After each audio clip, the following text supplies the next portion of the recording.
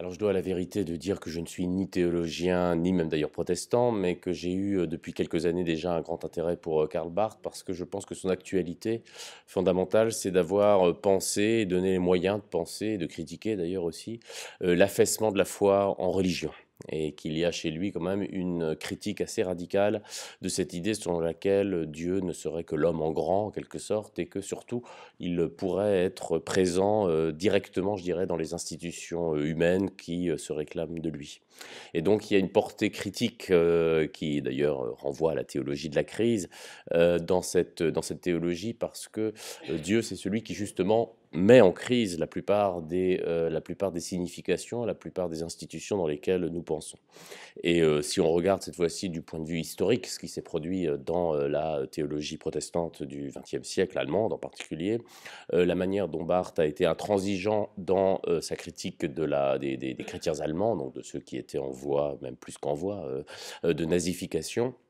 eh bien, on se rend compte que ce n'est pas au nom d'une théologie libérale, mais au nom d'une radicalité dans l'affirmation, disons, du courage de Dieu, ou de la manière dont Dieu ne peut pas être ou devenir l'emblème d'un discours communautaire. Et il me semble qu'aujourd'hui, où le phénomène religieux fait retour, bon, on peut toujours discuter de cette image du retour de la religion, ce rappel à la radicalité de la foi contre la religion et ses institutions est plus qu'actuel. La pensée de Barth, là, je vais l'aborder uniquement sous l'angle du théologico-politique, c'est-à-dire sur le fait que pour Barth, toute position politique doit être théologiquement fondée. De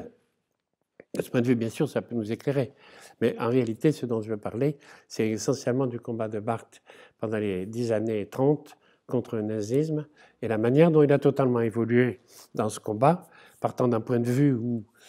le politique est très très en retrait, à un point de vue où, au contraire, la mission, peut-être une des missions les plus authentiques de l'Église, c'est de faire de la politique.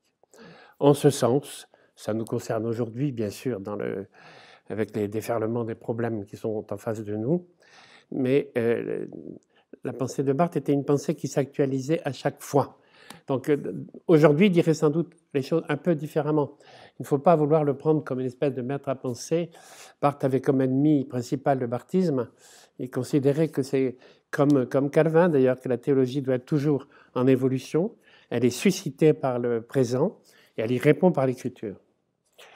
De ce point de vue, c'est un message qui est toujours valable pour nous aujourd'hui.